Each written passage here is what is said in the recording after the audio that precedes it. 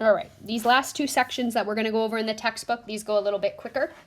The other ones were definitely more involved. So for 11.7, we're going to talk about ratios of areas. So it says the ratio of sides of, now this is the most important thing, similar triangles. They have to be similar. So the ratio of sides is S1 over S2. Therefore, the ratio of their areas would be A1 over A2, meaning area of figure 1 over area of figure 2 is equal to the ratio of the sides squared. Again, most important thing is they need to be similar. If they are not similar to each other, you cannot use this idea. Okay, so if you're told they're similar, awesome. Go about with this mentality. But if you are not told that they're similar or you can't figure out that they're similar, remember we did similarity in chapter 8, then again, you're going to have to figure out a different way to approach this problem. So a couple examples here. So it says if triangle ABC is similar to triangle DEF, so we already know they're similar, we're going to find the ratio of the areas of the two triangles. So if you look at the similarity statement, we have two numbers, 12 and 8. So 12 is on BC and 8 is on EF or FE. If you look at the similarity statements, you notice that those two actually match up with each other, so that's good. So that means the ratio of the sides, and typically, just like you read a book, you go figure 1 would be the one on the left, which is 12. Figure 2 would be the one on the right, which is 8. What you have to make sure to do, because what a lot of people do is they see the sides and they're like, okay, I'm just going to square it. You have to make sure that you reduce first. Okay, so the first thing you got to do is simplify that fraction. So they're both divisible by 4, so you end up with 3 over 2. So that is the reduced ratio of the sides, which means in order to figure out the ratio of the areas, what you would then do is you would just square those two numbers. 3 squared gets you 9. 2 squared gets you 4.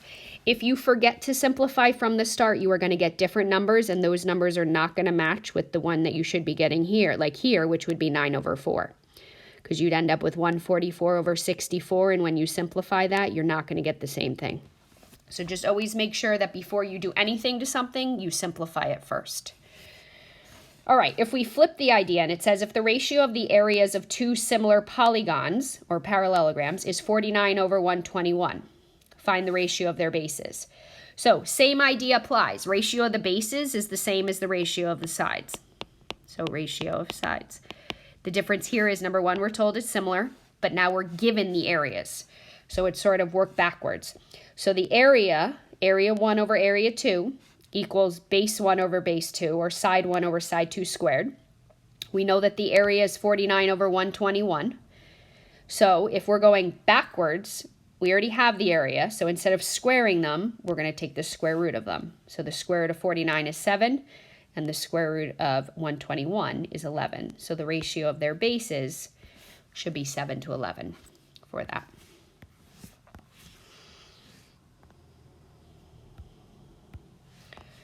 All right, you also could get things like this. So it says the area of the smaller regular pentagon is about 27.5.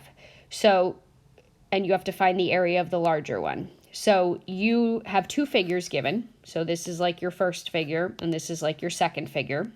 So the ratio of the sides would be 4 over 10, which reduces to 2 over 5.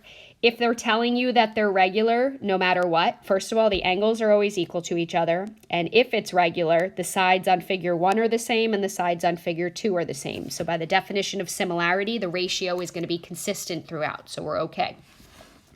So 4 over 10 reduces to 2 over 5, which means what we're going to do then is now we're going to square to get 4 over 25. Now keep in mind, this is the ratio of the areas, but it's not asking us for the ratio of the areas. It actually wants to know what the area is. So after you figure out the ratio of the areas, now what you're going to do is make a proportion. So the top always goes with figure 1, and the bottom always goes with figure 2. So 4 over 25, and then the extra bit of information, it tells us the smaller pentagon has an area of 27.5. So that goes in our numerator. X goes in our denominator. It's a proportion, cross multiply and divide, and you end up with 171.86 centimeters squared for that one. All right, and then this last theorem, it's not something you'll really see with me, but just somehow keep it in the back of your mind, maybe for an SAT thing or something, but it says the median splits a side of a triangle, divides the triangle into two triangles with equal area. So PR is a median. All right, so PR is a median, which means it splits the sides, which means what you can decipher from this, from Theorem 110, is that the two triangles, one on the left